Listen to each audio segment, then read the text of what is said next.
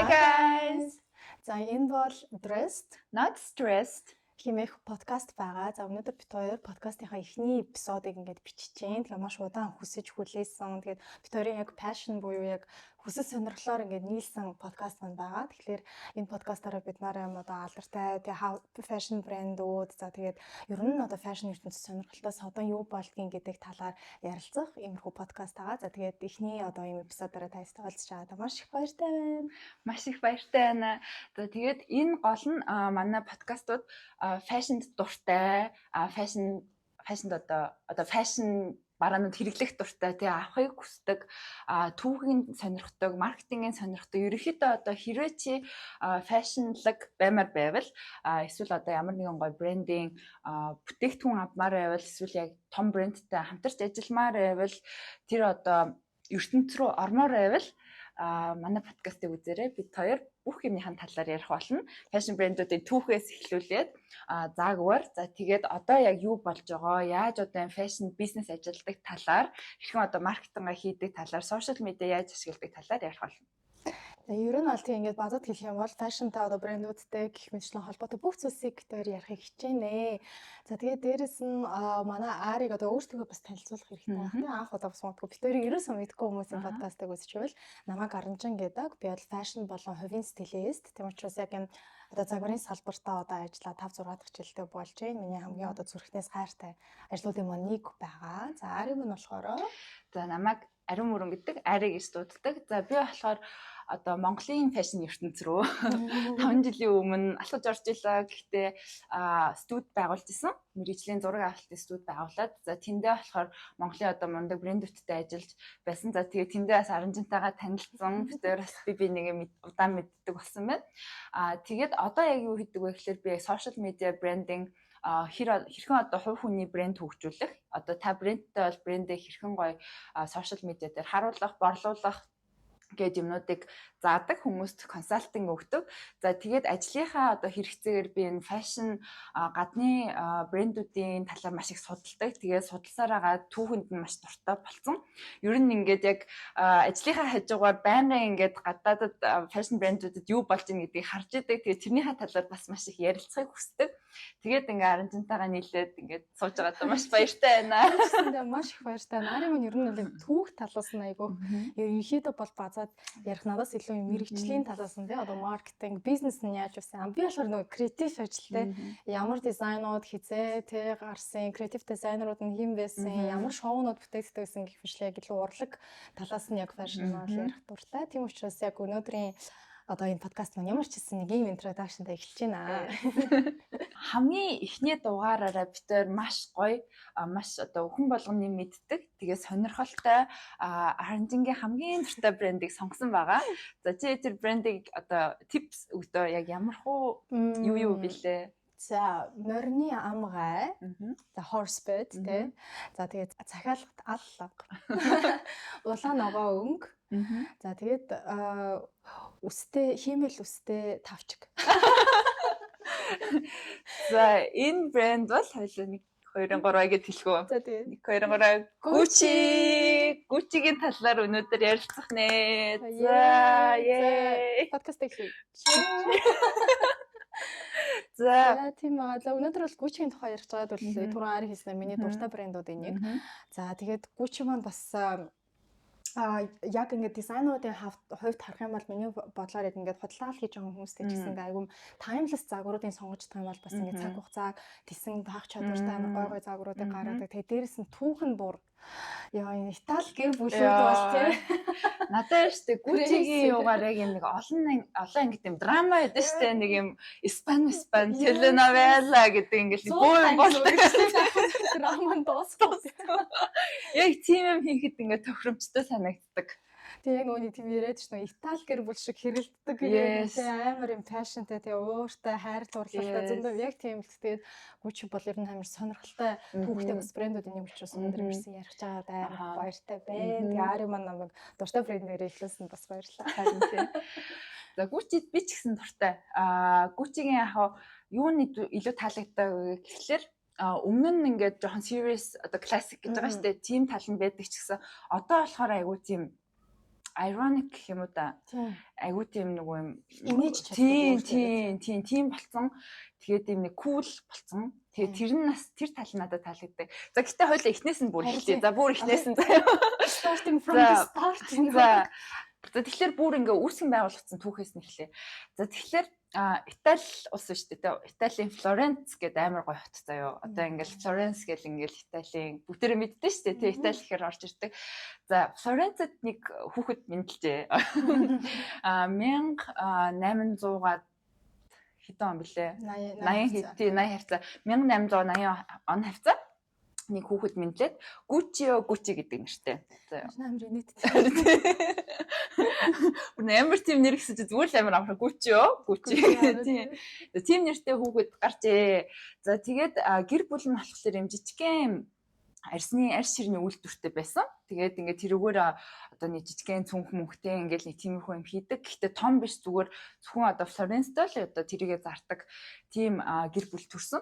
За тэгсэн чинь Гуччи том болоод одоо 19-20 болоод би ерөөсөө эндээс явнаа. Би жоохон том юм хүсэж байна. Том гоё хотыг үзмээр байна гэд Лондон руу явсан. За тэгээ Лондонд очиод мэдээж одоо англи хүн биш болохоор одоо жижиг сажиг ажилланаас эхэлнэ шүү дээ. Тэгээд Savoy гэдэг амар гоё одоо манайхаар монголоор Шангрила буудалд ажилд оржээ. За ажилд орохдоо юу яадаг нэг ирсэн хүмүүсийн тэшийг ингээд зөөдөг. Тийм хүнээр орсон. Тэгж яхтаа ингээд одоо тэр үеийн Лондонгийн баячууд буудаг тэр буудлын ингээ хүмүүсийг хараад иймэрхүү лайфстайл байдсан байна. Хүмүүс ийм гоё цүнх хэрэгэлдэм байна. Ийм гоё ингээ хувцалтай байна гэдгийг одоо айгуу сайн мэдсэн байлээ. Тэгээд тэрнээс хойш ингээл янз бүрийн ажил хийсэн. Жижиг сажиг бас ажил хийж байгаад буцаад Флоренц руу очсон. За тэгээ очихдоо already ингээ ID авсан. За би ерөөсөө одоо энэ аавынхаа энэ нөгөө арьс ширний үйлдвэрийг гоё цүнх хийдэг болно гэд авсан байна. Эхэлсэн байна. Тэгээд ерөнхийдөө 1920-ад онд яг Gucci гэдэг одоо өөрийнхөө family business-ийг цаашдаа ингээ fashion empire одоо брэнд болгох тэр одоо үйл ажиллагааны эхэлжээ. За тэгээд ерөнхийдөө тэрнээс хойш л ингээл ерөн брэнд нь ингээд өсөд явсан. Хамгийн гол нь юу хийсэн бэ гэхэлэр одоо зүгээр нөгөө нэг байсан арьс ширний үйлдвэрийг гоё брендed болгоод тийм Лондонгийн тийм luxury vibe-ыг оруулаад маш гоё тийм тэшийн цүнхнүүд Тийм ер нь чимдаан л гэсэн үг тийм чимдаануудыг дээр үчи нөгөө нэг юм дугуйгүй байсан шүү дээ чимдаанууд барай явдаг тийм барайд явдаг тийм байсан байна. За ингэж ихэлсэн байна. Чамд энэ дээр нэмэх юм уу? Нэмэх юм алхах. Яг бүгдээ л базаад ичтэй. Тийм тэгээ ер нь бол нөгөө өөрийнх нь бас нөгөө хүсэл зорилго нь юу гэсэн гэхээр Италид бол нэг тиймэрхүү маягийн нөгөө лакшери брэндүүд тэр үед байдаггүй байсан үед ер нь Италиг одоо юм лакшери гэдэг нэрт оруулахад Gucci гэдэг брэнд амар их нөлөөлсөн. За тэгээд Италиг бас одоо нэг фэшн одоо тийм центр болоход бас их нөлөөсөн брэндүүдийн учраас их түүхнээс ингэж эхэлж байгаа нь бас их тэр үед одоо industrialization эхэлжсэн шүү дээ. 1900-аад оны үед хүмүүс илүү одоо мөнгөтэй хөрөнгөчөд эхлээд тэ одоо лакшери юмнууд худалдаж авдаг. Тэгээд ер нь бол өөрийнхөө нас нөгөө юуны явд гэх юм бол угаасаа нөгөө гэр бүлт нь ээж нь илүү юм маш сайн ингээд ойдог байсан. Тэгээ тийм болохоор тэр нь бүр ингээд өөрийнх нь одоо ДНХ-д нь байгаа тий. Тэгээ тиймсэн болохоор амар их детальд анхаардаг гэсэн гэж тийм л. Ер нь бол жоохон нэг тийм хатууд хүн байсан өөрөө Gucci маань. Гэхдээ маш детальд анхаардаг. Тэгээд яг одоо ингээд маш олон хэсгээс ингээд цүнхнүүдэд жишээлбэл ингээд одоо assemble гэдэг буюу цуглуулад ингээд яадаг. Тэгээ тэрэнд нь бараг нэг цүнхийг гаргаж ирэхэд бараг 10 цаг ингэж деталь болгоно юм гэж яадаг гэсэн. Одоо нийлүүлжтэй гэж одоо бүтээгдэхүүнийг гаргадаг. Тийм учраас деталь маш их анхаардаг. Тэгээ нөөцлөгчд айгүй хүндэлдэг. Манай бүтээгдэхүүнийг авч байгаа хүн одоо ямар ч байсан ингээд хамгийн сайн чанарыг өгнө. Чанар дээр айгүй их анхаарсан юм байна. За тэгээд хөгжүүлээд явж хаад 2 дугаар дай болсон байна. Харин тийм ээ. За 2 дугаар дайны үеэр юу болсон бэ гэхэлэр одоо нөгөө бүтээгдэхүүнийг хийдэг байсан одоо бүтээгдэхүүний нөгөө материал орц арьс нь ингээд олдохоо болоод хэцүүцсэн байна. За тэр үед ингээд Gucci маш ухаантайгаар энэ үеийг ашиглаад өөр материалуудыг хэрэгжилж эхэлсэн. За тэрэн дээр нь ингээд даав байна. Өөр одоо нөгөө нэг бамбуу гэдэг байгаа шүү дээ. Цүнхний ингээд дээдлийнх нь нөгөө бариулыг нь хийсэн тийм бамбууг оруулж ирсэн байна. Тэр үеэс яг одоо энэ одооний бидний мэдэх Gucci-гийн дүр төрх ингээд гарч ирсэн гэж болно. Тийм. Ер нь бол дайн айгүйх гоё нөлөөлж штэ. Дайн чинь одоо юм ингээд ер нь нөгөө creativity буюу нөгөө бүтээлч байдал чинь limited source буюу бага юм байгаа дээр бид нар яаж бага юмнаас гоё юм гаргах вэ гэж айгүйх боддог. Тэгээд яг юм дэлхийн 2 дугаар дайн бол ингээд загварын ертөнцид амар сонирхолоо үзүүлсэн. Тэгээд тэрнүүдийн нэг нь бол ялцчгүй яг төрийн арга хийсэн шинжилэлтүүд байгаа тийм. За тийм байна. За тэгээд тэгсэн чи юу болсон бэ? Бидний мэдих одоо Gucci гэж ботхоор надад бол нөгөө loafer гутал амар санаанд ордог байхгүй юу. За тэгсэн чинь 1953 онд анх удаа тэрийг зохион бүтээсэн юм байна. За тэгээд тэрийг яг зохион бүтээсний дараа Gucci-гийн тэр loafer нь айгүйх алдаршаад бидний одоо мэдих ингээд алдартай хүмүүс тэр готлуудыг өмсөж эхэлсэн байна. За тэгээд тэр үед өөр одоо ямар бүтээгдэхүүнүүд юу алдартай болчихсон бэ? Тийм ер нь бол Gucci-гийн тэр loafer бол одоо хүртэл timeless бүр баг дизайн нэг их өөрчлөгдөөгүй юм шүү дээ. Horsebit гэсэн өөрсдийнх нь одоос нөгөө одоо тэр морины амгаа гэдэг нэг хэлсэн шүү дээ тий. Одоо яг тэр деталь элемент нь бол гарч ирдэг. За тэгээд тэр үед бол одоо жишээлбэл Audrey Hepburn тий гэх мэтчлэн одоо ингээ алдартай эмэгтэйчүүд хүртэл өмсөж ирсэн. Тэр нөгөө loafer гэдэг готлыг ер нь эхлээд ирчүүд айгүй хүмүүстэйсэн эмэгтэйчүүд ч өмсдөг байсан.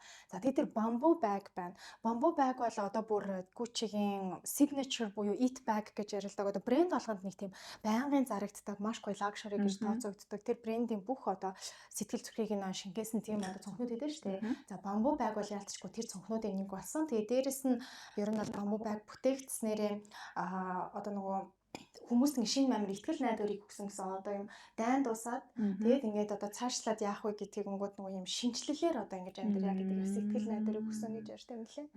Тийм байгаа. За тэгээд цаашлаад ер нь бол яваад ирэнгүүт брэндүүд маань за нөгөө Gucci Flora гэдэг тийм амар алдартай принт байгаа. Брэнд болгонд бас алдартай принт байдаг тийм. Тэгмүүд тэр принтийг болохоор нөгөө Grace Kelly гэдэг тийм жүжигчин байж байгаад Monaco-гийн хатан хаан болсон. Тийм Grace Kelly бас нөгөө fashion ертөнцид бас маш том одоо үүргүүдийг гүйцэтгэжсэн хүмүүсийн нэг байгаа. За тэгээд Grace Kelly-д зориулаад одоо тэр гоо үзэсгэлэнд нь одоо ингээд тийм inspiration авдаг шүү дээ. Эмэгтэйчүүдээс айгүй их юм гоё дуурайлал авдаг тийм дизайнерууд маань. За тэгээд тэр үед болохоор яг Gucci-гийн хүн захиалга өгөөд юм 43 цэцгийг одоо цэцэглэж байгаа үед нь яг blooming хийж байгаа тийм яг цэцэлж байгаа үеийг нь дүрсэлсэн тийм одоо принт байгаа. За тэр принт бол бүр дэлхийд хамгийн алдартай принтнуудын одоо нэг. За тэгээд Grace Kelly болохоор ингээд гоё силикон алчууран дээр тэрийг нь одоо гаргаад тэгээд бэлгэлсэн чинь Grace Kelly бол тэрийг байнга зүгдсэн. Тэрүүгээрээ бас яг алдаршсан байгаа. Тийм тийм. За тэгээд дахиад нэг алдартай цүнх байгаа. Тэр маань болохоор Jacqueline Kennedy-гийн Jackie гэдэг нэртэй цүнх байгаа. За энэ бол бас Gucci-гийн бас signature eat bag-нуудынх нь нэг ээ. За тэгээ Jackie Kennedy болохоор Kennedy ерөнхийлөгчийн эхнэр байсан тийм. American First Lady байсан. Бас загварт маш загварлаг эмэгтэй байсан. За тэгээд яг түүхэндээ бол ярих юм бол яг ингээд Gucci-гийн бутикт нь ороод за тэгээд ийм 6 ширхэг цүнх худалдаж авсан гэдэг. Шууд нэг дор 6 ширхэг цүнхийг аваад за тэгээд тэр нөгөө папараццууд аявих байдаг. Тэнгүүд нөгөө цүнхээрээ ингээд папарацаас нуудаг. Өөрийгөө харуулахгүй. Тэнгүүд нөгөө цүнх нь харагдчихсан байгаа сте. Тэнгүүд ер нь бол инфлюенсер хийж байгаа. Тэгээд тэнгүүд яг тэр цүнх маань яг маш ихээр ингээд нөгөө папараццд харагдаад хүмүүс энэ одоо ямар цүнх юм бэ гэдэг юм бүр ингээд хайп нь айгүй хийсээд за тэгээд яваад ирэнгүүт нь за окей энэ цүнхэндээ тий Jackie гэдэг нэр өгё гэдэг. Одоо Jackie гэдэг цүнх маань бас маш их timeless байнгын ерөөхдөө өнгө дизайнер солигдож явдаг гэсэндээ Gucci-гийн бас хамгийн гоё цүнхүүд нэг байгаа. За тэгэхээр ерөнхийдөө Gucci маань маш том брэнд болж явж байгаад 1950-ад онд founder буюу Gucci маань нас баржээ. За тэрээр өрөө олон нэлээд хэдэн хүүхэдтэй байсан. Гэхдээ хамгийн гол 2 хүү байгаа. Тэр хоёр болохоор Aldo буюу Rodolfo гэд 2 хүү байгаа. Энэ хоёрын хооронд ер нь цаашдаа маш их юм өрнсөн. За тэгээ энэ хоёрын хүүхдүүдийн хооронд бас маш их юм өрнөд ерөнхийдөө одоо энэ Gucci брендийг хоорондоо булаацалдаж эхэлсэн байх нэ.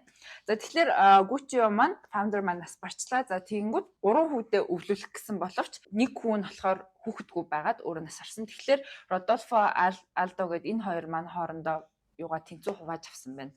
За тэгээ хэргийн хоёр эзэн байгаа шүү дээ тийм манай хоёр хүү. Тэр хоёр гэхдээ ер нь бол амар дайггүй байсан юм шиг байгаа анхандаа. Тэгээ уусал анхандаа л нэг гэр төсөж байгаа айгүй л агалт тий. За тэгээд Aldo гэдэг нь болохоор ер нь бол ингээд нөгөө айгүй илүү юм бизнес сэтгэлээтэй хүмүүс. гэж одоо ер нь л ярьдаг.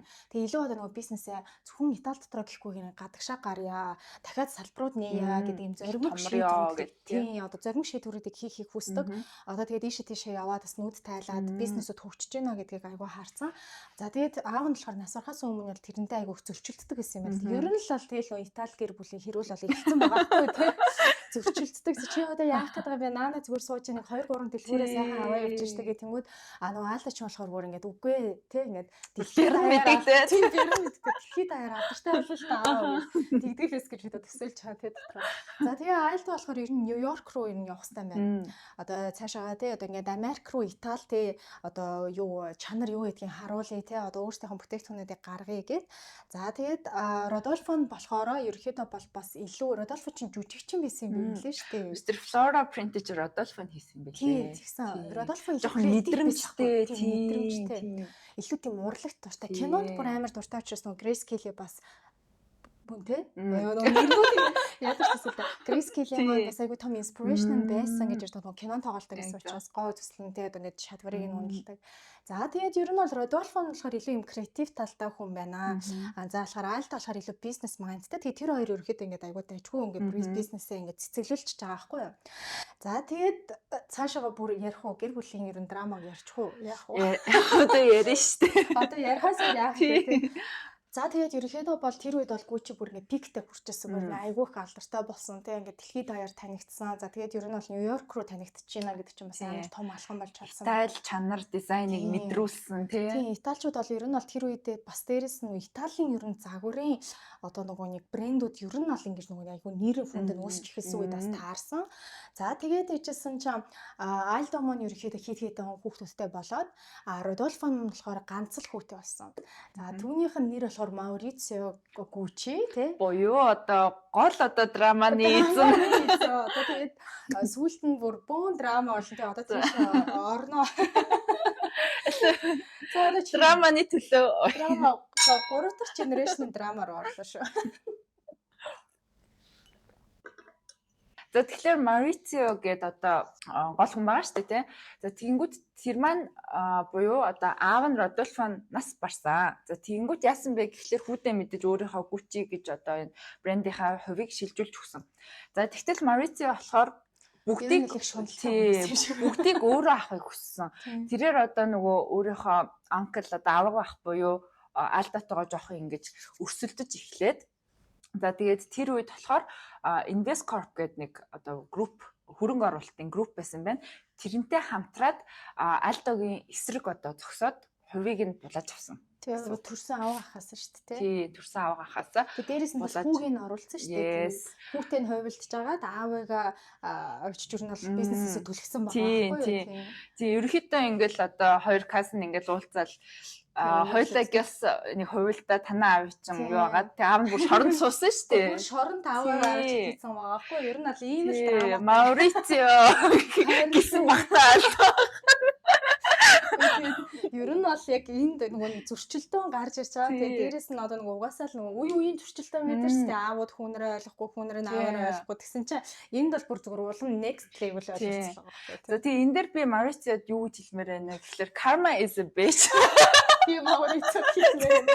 Гэхдээ нэр та нар House of Gucci гэдэг кино байгаа шүү дээ. Тэрэн дээр ингээ маш сайхан яг энэ хэсгийг ингээд харуулсан байгаа. За Марицио маань их нэртэй байсан ex-wife нь буюу Patrizia Reggiani гэдэг амар хүүхэн байсан.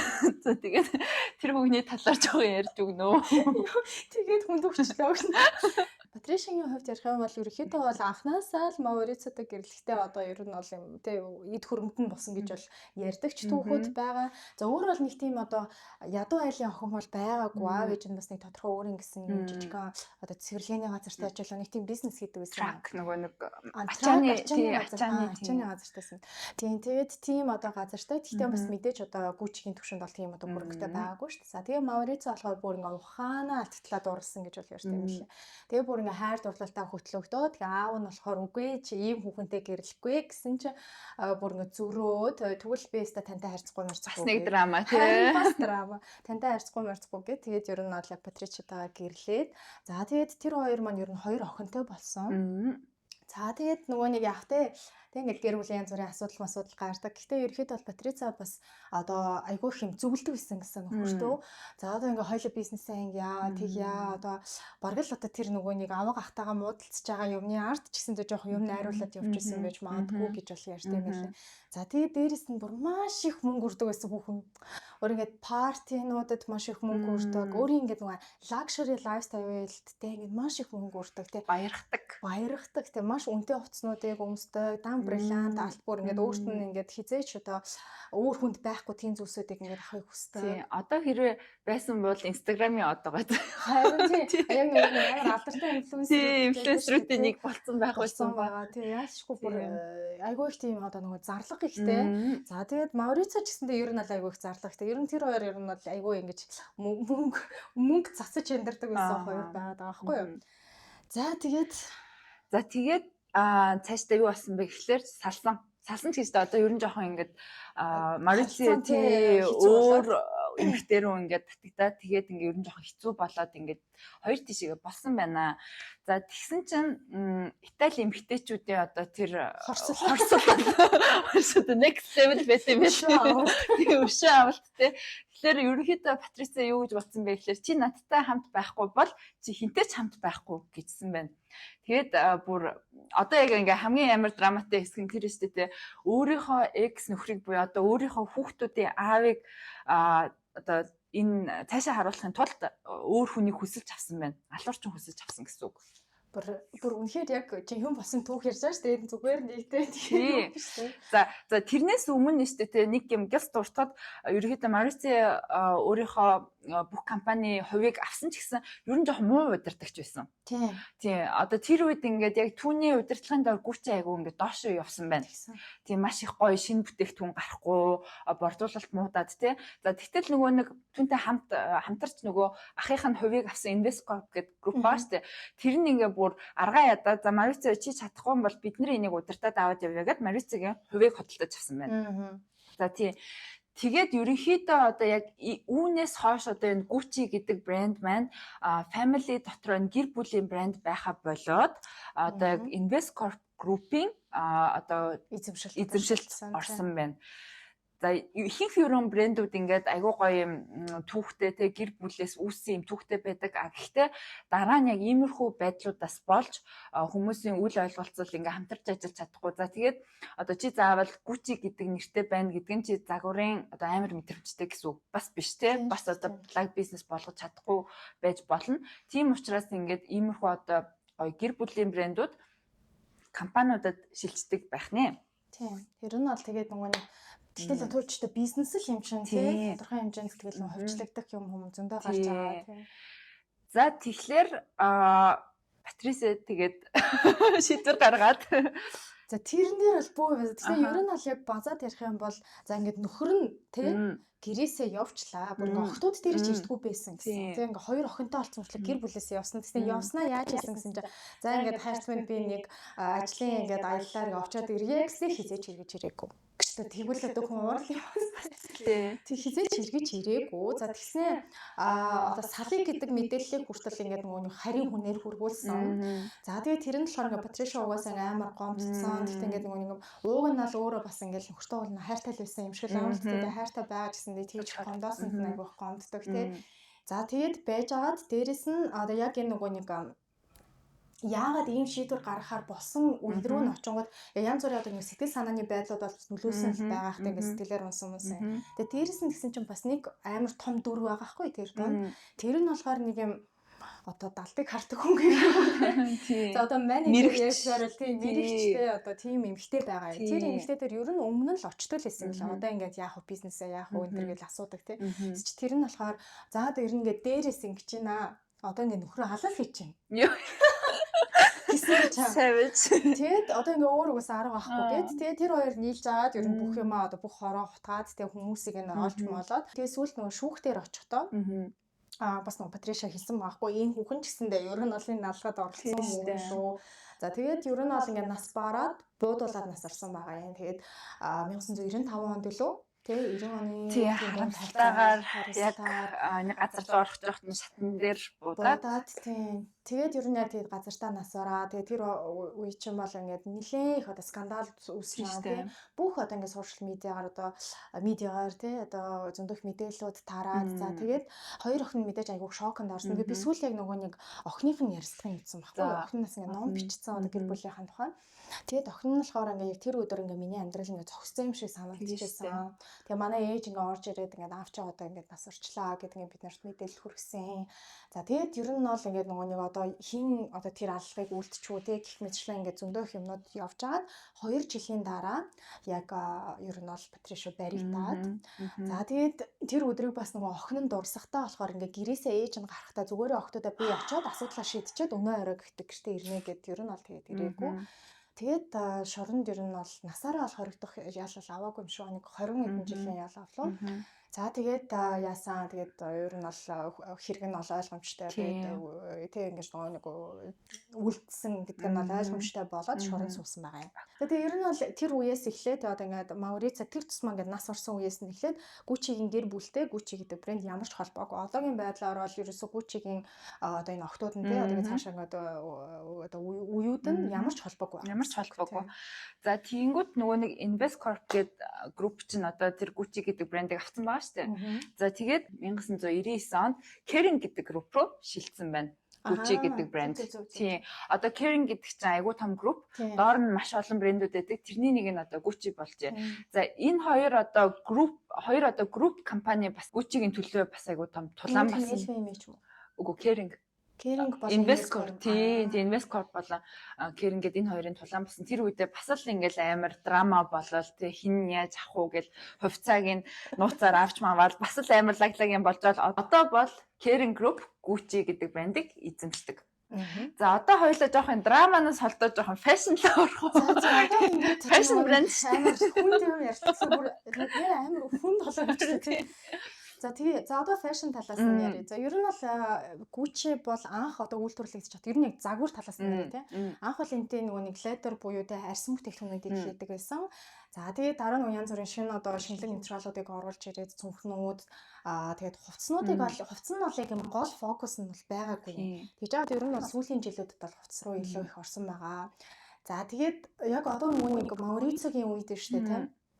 Gucci-гийн сэл амар хунсан. Тэгээд тэр үед ер нь бол нөгөө нэг бас миний ойлгосноор худалдан авалт чадварууд жоохон багассан юм шиг байгаа юм. Тэгээд тэр үед гэсэн чинь Gucci өмнүүдээ айгүйх унгаад тэгээ янз бүрийн ингээд жижиг юмнууд айгүйх зардаг болсон. Одоо бараг л цожголт гэдэр зардаг болсон гинэ. За тэгээ ингээд нөгөө нэг бараг л ингээд хасаагүй Gucci зарагддаг болоод фейкүүд амар их байдаг болсон. Одоо нөгөө нэг бамбуу цүнхий чинь жишээлбэл зүгээр нэг хэдэн зуун доллараар авах боломжтой. Зүгээр цах дээр ингээд нөгөө нэг Gucci-гийн копинууд айгүйх байдаг болсон. Тэгсэн чинь Gucci-гийн нэр хүнд нь ер нь унаад нэг үед одоо нөгөө нэг одууд өмсдөг тийм эхний одоо өмсдөг байсан тэр брендийн маань нэр хүнд нь унсан чинь хүмүүс ер нь жоохон холдоод эхэлчихсэн. Энэ брэндтэй нэрээ ингэж нөгөө холбохыг хүсэхгүй болоод тэгээ жоохон ер нь бол юм тийм ингэж загварлаг гой брэнд ахын болоод эхэлэх үед нь бас нөгөө нэг зөв шийдвэрүүдийг гаргасан учраас одоо тийм учраас нөгөө бизнесийг худалдаж аваад байгаа байхгүй тийм ингэ бизнес нь унаад ирэнгүүт бол потенциал байгаа гэдэг. Тэгээ энэ потенциалыг хэрхэн гаргаж мөнгө олох уу гэдэг талыг. Тэр үед болохоор энэ creative director гэдэг зүйлс одоо энэ үзэгдэх болсон. Ерөнхийдөө одоо энэ Gucci гэдэг брендийг гэр бүлээс нь одоо групп компани авчлаа тий. Групп компаниад авч байгаа вэ гэхэлэр за энийг бид нар авах юм бол цаашдаа их одоо борлуулалт тэгээд ашиг олох юм байна л гэж одоо хөрөнгө оруулалт маягаар худалдаж авч байгаа шүү дээ. За тэгвэл энэ групп компани ч өөрөө юм бизнесийн байгууллага тэгээд фэшн брендийг авч явах одоо гоё санаа гаргаад амжилттай болгох хүмүүсийг хүсэлж авдаг гэсэн үг. Тэр нь одоо бидний одоо мэдхийн одоо creative director-ууд байгаа. Буюу ер нь дизайнерууд гэсэн үг. Гаргадаг. Тийм. Тэгэхээр ингээд одоо энэ брэнд дээр ирээд шинэ юм одоо idea оруулаад за одоо ийм юм хийнэ гэж шинэ гоё бүтээгдэхүүнүүд хийгээд тэгээд тэрийг айгуу гоё маркетинг хийгээд тэгээд тэр нь ингээд борлуулагдаад нөгөө нэг групп маань илүү их мөнгө олох гэсэн үг. За тийгүүт Gucci дээр маш мундаг creative director ирсэн. Gucci-г одоо 100% өөрчлөөд маш гоё шик гоё брэнд болгосон. Тэр хэм нэлээ? Tom Ford. За Tom Ford гэдэг брэнд байдаг шүү дээ. Тэгээ Tom Ford бол өөрөө яг дизайнер, дээрээс нь одоо брэндээ үүсгэсэн одоо юм мундаг хүн байгаа. За тэгээ тэр үед болохоор яг миний санджаар 94 оноос орж ирлээ. За тэгээ яг одоо нөгөө тэр драма болж байгаа шүү дээ. Тийм. Норица яг нас орж марж байгаа үед яг тэр үед Tom Ford орж ирээд 94 95 оны үеийнх нь коллекц гаргаж ирээд эхний коллекц шууд хит болсон. Tom Ford яасан бэ гэхээр ер нь бол яг юм sexuality буюу юм тачаангуй байдалтай маш сайн тоглож хүрч чаддаг дизайнер ахгүй. Тэнгүүд ер нь sex always sells тий. Тэнгүүд Gucci яасан бэ гэхээр үнэн юм баян ананаар өмсдөг байсан брэндээс залуу охтууд залуучууд өмсөхийг хүсдэг нэг тийм бүр юм гоё брэнд болгож гарч ирсэн. Тэгэд 90 он чи ерөөхдөө нэг жоохон минимализм тренд байсан шүү дээ тий. Тэгэнгүүт манай хүн жоохон тэрнтэй тоглож өгсөн ч гэсэндээ стил ингээд нэг жоохон бие гарсан тий. Би бариу силуэтууд оруулж ирээд материалнуудын хувьд тэд нар маань одоо юм гоё үнэтэй хамт silk milk гэх мэтлэн юмнуудыг оруулж ирээд за тэгээд брендийнх нь одоо юм ДНК буюу яг тэр ингээд нөө бүтэн байгаа тэр түүхийг нь өөрчлөхгүйгээр шинэлэг гоё болгож ирж чадсан. Тэгээд Tom Ford-ийн үед юм гарч ирсэн загварууд одоо хүртэл яг Gucci-гийн бүр ингээд peak win байсан гэж ярьдаг амар гоё юм timeless бас байгаа хгүй олон жилийн дараа ч гэсэндээ одоо тэр загварууд хэзээ ч модноос гарахгүй тийм гоё загваруудыг бүтээдэг. Дээрээс нь яаж эднэрийг борлуулж хүмүүст хүргэх үү гэдгийг бас маш сайн мэддэг. Ер нь бол Tom Ford-ийн чадвар нь айгу тийм мундаг чадвартай зөвхөн одоо энэ дизайн гэж харахгүйгээр хэрхэн борлуулалт бас сайн хийх үү гэдгээс мэддэг. Юу одоо тренд болж байгаа гэдэг маш сайн мэдэрдэг. Тийм. За тэгээд Tom Ford маань нэг ойролцоогоор 10 жил ажилласан. За тэгээд дээрэс нь бас дахиад жоохон маргалдаад гарсан. За of course маргалдаад гарсан байгаа. Tom Ford дээр нэг би юм нэмж хэлмээр байна. Тэрэн зүгээр айгүй юм сонирхолтой юм юу гэхээр миний хувьд одоо Tom Ford-ийн үеийн Gucci гэхээр юу төсөөлөгддөг вэ? Хэн төсөөлөгддөг вэ гэхээр Friends-ийн Rachel. Одоо Friends дээр өөрөө яг Gucci-д ажилд ордсон шүү дээ. Тий. Тэгээд яг тэр үед өмсөж байгаа ингээд нэг юмнууд нь яг одоо тэр үеийн хамгийн гоё одоо Gucci-гийн vibe-ыг харуулсан гэх юм уу да. Одоо тийг санагддаг. Тэгэл одоо яг ингээ харж байхад айгүй олон тийм fashion blog-ууд, fashion контент бүтээгч нар Rachel Green-ийн хувцлалт гэж ингээл харуулдаг. Тэр нь яг үнэндээ бол одоо тэр үеийн Tom Ford-ийн Gucci-гийн загваруудтай маш адилхан гэсэн үг. Тийм. Им цэвэрхэн slick гэж ярьжтэй дээ өөр ингээд амар гоё яг өөрт нь гоё таарсан. Тэгсэн мөртлөө нэг тодорхой хэмжээнд тэр нь юм секси харагддаг мөртлөө хизээч яг юм нүүрлүү шууд ингээд секси гэж харагдахгүй амар хит нээлттэй онгорхоо биш. Тийм ингээд тэр хаалттай байгаа нь өөрөө амар секси харагддаг. Ялцчгүй тийм. Тэгээд тэр үед бас гарч ирсэн амар iconic бас хослолтуудын нэг гэх юм бол Gwyneth Paltrow-ийн Oscar дээр гарч ирж байсан улаан хослол гэдэг ханган. Одоо хүртэл харангуйд би бүр гэдэг амар гоё харагдчихсан. Тэгээ тэр үед ер нь бол нөгөө нэг одоо 90-ад он тэгээ 2000 оны эхлэл гэдэг чинь одоо байгаас шал өөр үе яахгүй. Тэр үед эмэгтэйчүүд нэг их тэгэж хослолч өмсдөггүй байсан уу? Одоо иймэрхүү арга хэмжээндээр эрэгтэй одоо тийм яг юм загварын хослол өмснө гэдэг амар ховор хийсэн зүйл. Тэмүүд тэр үед бас тэгэж гарч ирж ирсэн. Одоогийн бас юм Gucci-гийн одоо архивд амар iconic look-үүдээс нэг болж таарсан байна. За тэгээд за ингээд Gucci маань хоёр дахь одоо шинэ амьдрал нь эхэлсэн гэж хэлж болно. Гоё брэнд болж эхэлсэн. За тэгж явж байгаа дараагийн одоо нэг шинэ амьдрал бэлгэлсэн creative director, designer байгаа. Одоо тэгэхээр тэр designer бол Alexandra Michele. За Alexandra Michele бол 2015 оноос саяхан хүртэл 2022-3 он хүртэл ажилласан creative designer байгаа. Тэгээд ер нь бол одоогийн Gucci-г бид нар мэддэг хамгийн одоо нөгөө Gucci гэж төсөөлдөг брендийг үүсгэсэн team creative designer. Ер нь бол Michele бол өстэй тавьчих гэсэн үг. Харин тийм өстэй тавьчих гэсэн үг. Ер нь бол Michele яаж үгээр хэлэхгүй өстэй тавьчих. Тийм сонин гэсэн үг. Тийм сонио. Гэтэ гоё. Гэтэ нэг юм жоохон юм хүүхэд насны одоо нэг тийм not serious тэ нэг хитрхи тийм serious биш тэ. Тэгсэн мөртлөө ингээд нэг юм гялцаал, glamour тэ creative байдал одоо урлагийг ингэж хосуулж чаддаг team designer одоо Valentino-дос орсон байна. Тийм. Тэгээд Michele-гийн болохоор Gucci-гийн ерөн бол борлуулалт дээр бол бүр пикдэг үлдээсэн байхгүй бүр. Яг л Gucci-г street style залуучуудын хамгийн загварлаг брэнд болгож чадсан. Тэр үед бол Gucci бол ингээ хамгийн их хайгддаг, хамгийн загварлаг брэндүүдийн бүр ингээ нэгтэнд байнга ордог байсан. Michele бол тийм одоо шинжилгээг авчирч чадсан. За тэгээд нөгөө ерөнхийдөө бол амар олон бас сонирхолтой одоо тэр нөгөө үстэй таавч ярьж те Gucci гэдэг нэг belt bag гэдэг үстэй шүү дээ бүстэй цүнх за тэгээд бас ингээд маш олон iconic бас цүнхнүүдийг бас үйлдвэрлэж гаргаж ирсэн гэх мэтлэн зөндөө их зүйлсийг бол одоогийн Gucci-гийн одоо амжилтуудад бол Michele бол одоо үйлчилж чадсан байгаа. За тэгээд дээрэс нь fashion show-нуудаа бүр айгуу гоё гэсэн. Яа, миний хамгийн дуртай fashion show яг нэг миний хамгийн дуртай байдаг. Тэрийг би баг одоо ч гэсэн 7 хоногт нэг удаа үздэг. За тэр нь болохоор яг одоо энэ Gucci-гийн Michele-гийн creative direction доор ингээд хийсэн шоу байгаа. Тэр болохоор яг нэг ковидын үед гарсан. Aria гэдэг. За та нар зүгээр тэрийг бас үзээрэй бүр амар гоё. Дуунууд нь маш их таалагдсан. Одоо яг ингээд би нөгөө бүр хамгийн ихэнд хэлчихсэн шүү дээ. Айгуу тийм ironic brand учраас надад таалагддаг. Яг одоо Michele энэ Gucci айгуу тийм ironic brand болгосон. За тэгэнгүүт тэр шоун дээр яадаг вэ гэхэлэр одоо rap дуунуудын нөгөө Gucci гэсэн үгтэй rap дуунуудыг бүгдийг нь оруулсан. Тэгээд ингээд дуунууд нь ингээд бүгдээрээ ингээд нэг Gucci shoes moose гэл ингээд юу яасан тий. Green Gucci shoes тий. Тиймэрхүү юмнууд тийм дуунуудыг оруулсан. Тэгээд ингээд амар юм cool Gucci харин тэр мөрийг ингээд оруулсан. Тэгсэн юм хүртэл амар гоё утга санаатай. Ерөнхийдөө fashion brand-уудын fashion show-нуудыг харах юм бол ингээд зүгээр runway дээр алхаал нэг тиймэрхүү байдаг шүү дээ. Тэгэнгүүт тэр болохоор яаж байгаа вэ гэхэлэр бидний одоо түрүүний ярьсан Gucci гэдэг үүсгэн байгуулагч ажилдаг байсан Savoy гэдэг хотел байгаа шүү дээ. Тэр Savoy хотел руу модельуд орж байгаагаар эхэлдэг байхгүй юу? Тэгээд ороод ингээд тэнд ингээд алхаад явж байгаагаар одоо ингээд загваруудаа үзүүлдэг. За тэгэнгүүтээ цаанаа нэг өрөөнд ороод тэр Savoy хотелын арын хаалгаар ингээд гарч байгаа байхгүй юу? За тэгэнгүүт яг тэр үед Gucci брэнд нөгөө нэг амтны арьс ашиглахаа болж байгаа гэж амтны нөгөө нэг fur одоо юу лээ амтны үс тийм үс амтны одоо үслэг идэл ашиглахаа болж байгаа гэд тэр үед одоо зарласан. За тэгэнгүүт яг тэр буудлын хаалгаар гарсан чинь амар гой байгаал.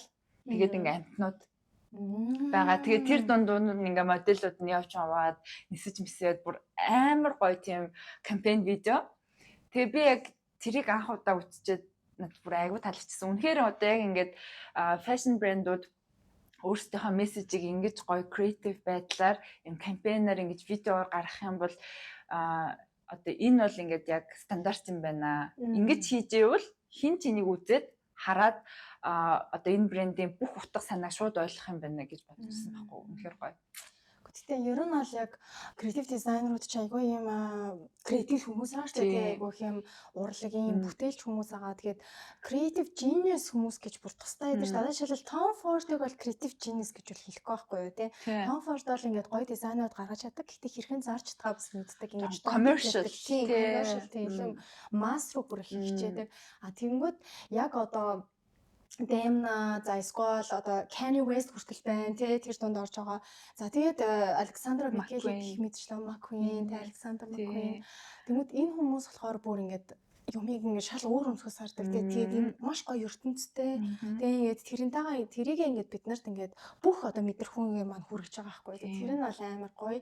Тэгээд угаасаа iconic одоо runway-ийн тухай ярих юм бол Michele-гийн нөгөө нэг 68 ширхэг нөгөө ихрүүд алхдаг байж штэ тий 68 ширхэг ихэр хүмүүс олоод модель looking тий яг модельуд болгож яг тэр бол модель хүмүүс ер нь бол биш л байгаа байхгүй тий тэднэрт ингээд яг адилхан хувцснуудыг өмсгөөд runway-аар алхуулсан гих мэтчлээ. Одоо тэр бол ингээд дэлхийн загварын түүхэнд хүртэл үлдсэн шүү дээ. Эсвэл бас 18 онд гарч исэн Fall Winter Collection-д нь болохоор ингээд нөгөө яг модельуд яг өөрсдийнхөө толгой ингээд барьсан тий одоо нэг химлэр хийсэн толгойг ингээ хажуудаа барьсан яг адилхан мейкап үс засалцтай ингээ хажуудаа барьсан. Тэгээ тэрнийх нь бас мессеж нь юу байсан бэ гэхлээр одоо нөгөө нэг юм gender fluid болж ирсэн. Тэгээ тэр үед чинь бас нөгөө fashion чи бид нөгөө unisex гэдэг концепт чинь одоо бид нар зүгээр талаас ер нь бол нэг 10 жилийн өмнө шинэ зүйлээс байлаа шүү дээ тий. Тийшээ шилжиж байгаа шүү гэдгийг харуулахыг хүссэн. Нөгөө талаасаа нөгөө eat back гэдэг байгаа шүү дээ. Тэр цүнхний оронд ер нь бол ингээд өөрсдийнхөө толгойг бариад байгаа байхгүй юу. Тэгэхээр ер нь бол юм eat back-ны үед дуусч байна. Одоо ингээд ер нь identity амар чухал болсон гэхийг хүргэхийг хүссэн ч гэдэг юм уу. Тийм одоо юм гайхалтай мэдээж юм зөндөө юмнуудыг гаргаж ирсэн. Тэгээ Met Gala дээр бол бас тэр нөгөө Jared Leto шүү дээ. За Jared Leto гэдэг нөгөө жүжигчин байдаг шүү дээ. Тэр бол Michelle-ийн бас сайн найз нь. Ер нь тэр хоёр жоохон айдсан. Өөртөө нэг юм их юм шиг тийм нэг сонир. Урт ус хүстэй нэг тийм үү сонин жоохон тийм стил хүмүүс байдаг шүү дээ. Тэгээ ер нь бол Gucci-ийн стил Michelle мэдээж зогж байгаа. Тэгээ Jared Leto бүр амар цогтой. Тэгээ тэр хоёр яг юм адилхан дүртэй бас нөгөө Met Gala дээр гарч ирж байсан. Тэгээ хин нь хий гэдгээ барыг ялгаж чадахгүй. Тиймэрхүү юмнууд бол зөндөө гарч ирдэг. Тэгээд одоогийн байдлаар бол ер нь бол Gucci-ийн стил хайчгүй гэдгээ бодож байгаа. Яг л Michelle явсан чинь би бас яг үлмэр саржсан. Яг нөгөө нэг креатив дизайнерууд одоо нэг хамгийн ихтэй л ер нь нэг 10 жил мэл байдаг ч юм уу. Тэнгүүд нэг уйдаад эхэлдэг. Одоо тэгээ шинэ одоо нөгөө нэг кастомерууд тэг хэрэглэгч нарыг татах шаардлагатай болоо. Тэнгүүд нөгөө 10 жил хэрэгэлсэн хүмүүс чинь ингээ хөгшрөөд ирж штэ. Тэнгүүд ирээл залуучууд гарч ирдэг. Энэ хүмүүс юу хүсэж байна гэдэгт бас одоо нөгөө нэг шинэ зүйлийг гаргаж ирэх шаардлагатай учраас ялтчгүй одоо ингээ Michelle явсан. Одоо Valentino брэндэд орсон байгаа. За Michelle явснаас хойш Sabato de Sarno гэдэг бас мундаг дизайнер маань ирж исэн. За тэр болохоор ер нь бол одоо бас айгу тренд л байгаа нэг юм илгэм нейтрал уултэй хийсэн ниссэн загвартай юм бантан загвартай цамцнууд, лофернууд, джинснууд гэх мэтлээ одоо нэг энгийн тэгсэн мөртлөө нэг юм загварлаг бас юмнуудыг оруулж ирсэн л дээ. Гэхдээ 2 жил ажиллаад ер нь бол бас халагдсан юм уу эсвэл өөрөө гарсан юм авчирсан одоо брендээ орхисон байгаа.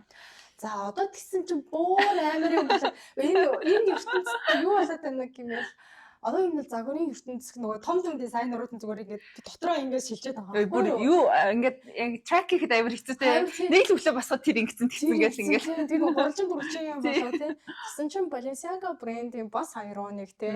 Dana Gonzalez маань одоо Gucci-гийн дизайнер болсон байгаа. Тэгэхээр одоо Gucci-г яаж өөрчлөгдөхийг харъя тий. Тэр нөгөө ингээд нэг сонирхолтой зүйл нь одоо жишээлбэл Dior John Galliano байсан шүү дээ тий. За тэгээд одоо Alexandra Michele байгаа юм тий. За тэгэнгүүт одоо Dana Gonzalez гэх мэтчлээ. Брэнд дээр орж ирэнгүүтээ тэр брендийг байсаас нь шал өөр болгоцсон шүү дээ тий. Тэгмүүд тэр хүмүүс одоо жишээлбэл Alexandra Michele Valentino-д орсон чи ерөөхдөө л баг төстэй юм хийгээд байгаа юм шиг харагдаж байгаа шүү дээ. Бол өөрийнх нь стил юм чинь яхаа тий. Тэгмүүд одоо ингээд Dana Balenciaga болгосон шиг одоо нөгөө нэг Balenciaga Gucci дээр хаваачих уу эсвэл шал өөр Gucci гарч ирэх үү? Ер нь бол Gucci асуултын тэмдэгтэй байгаа юм байна тий. Хайчих уу гэдг нь бол ойлгомжгүй. За би нэг юм нэмээр байгаа юм болохоор social media дээр Gucci бас айгүй амжилттай явдаг. Тэгээд миний нэг анзаарсан юм болохоор айгүй сонирхолтой санагдсан юм болохоор яг одоо тэр Ironic өөрсдөн дээрээ инээж чаддаг тий өөрөө одоо funny байхаас айдгүй тэр чанар нь брендийн чанар social media дээр маш ингээд сайн таардаг тохирдог гэсэн үг.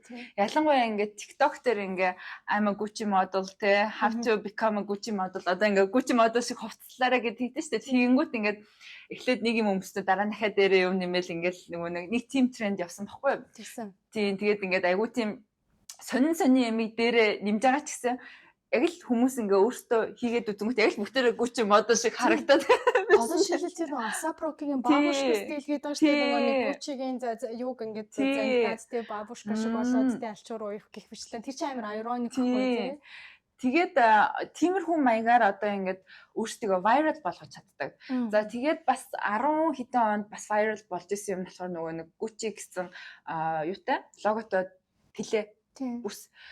Тийм. За тэгээд тэрийг ингээд инфлюенсерүүд ингээд зүгээд өөрсдийнхөө зургийг аваад постод эхэлсэн чинь тэр бүс амар ингээд модонд орж эхэлсэн. За тэгэнгүүт нөгөө нэг бүс чинь болохоор бас амар одоо цүнхнүүдтэй харьцуулах юм бол нэг хүнтэй биш. Хүн одоо ингээд мөнгөө сэвэлж авчиж болохоор за тэгэнгүүт ингээд тайртай ингээд инфлюенсер дагдаг хүн тэр бүсийг зүтсэн бангууд нөгөө хүн ч гэсэн яг ингээд авмаар санагдаад тэгээ харангуут бас үнэн арай гайгүй болохоор маш их ингээд тэр бүс амар модонд орсон шүү дээ. Бараг хүн болгонд ингээл байдаг те зураг болгон дээр байдаг тийм янз бүрийн нарийнхан жижигхэн том тийм. За тэгээд яг одоо тиймэрхүү юмнуудыг ашиглаад өөрсдийнхөө хамгийн тийм үнэтэй биш бараануудыг ашиглаад сошиал медиа дээр айгуу сайн явж чаддаг. Тэр талаас нь бол би үнэхээр Gucci брендийг хүндэлдэг. За тэгээд би нөгөө нэг хэдэн жилийн өмнө нөгөө сургалт авчихсан байхгүй нөгөө Condé Nast гэдэг Condé Nast гэдэг одоо Vogue сэтгүүлийн эзэмшдэг компани дээ шүү дээ. Тэрний сургалтыг авчихсан баггүй fashion design, fashion styling гэдэг.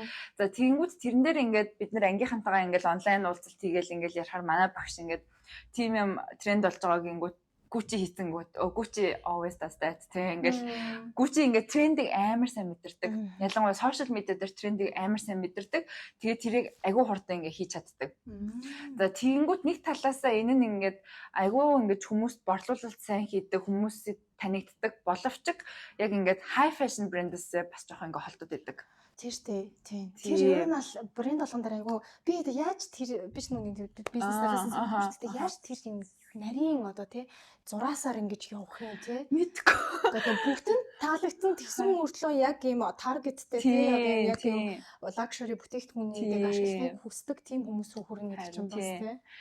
Тэгээд би болохоор тэр яг хичээлд суугаад нэг юм мэдэрсэн одоо энэ одоо яг энэ фэшн дотроо буюу одоо энэ ажилдаг яг одоо Condé Nast гэдэг Vogue гэдэг чинь яг л одоо фэшнийг тодорхойлдог одоо яг тийм нөгөө hotspot шүү дээ тий. Тэрэн дотроо хүмүүс ингээ Gucci-гээс жоохон залхаад байгаа юм болов уу гэдэг vibe авсан. Гэтэ одоо мэдхгүй л тий. I don't know. Манай одоо тэр хичээл орж исэн багш нар л Gucci гэхээр гэж тэгдэгсэн аахгүй юу.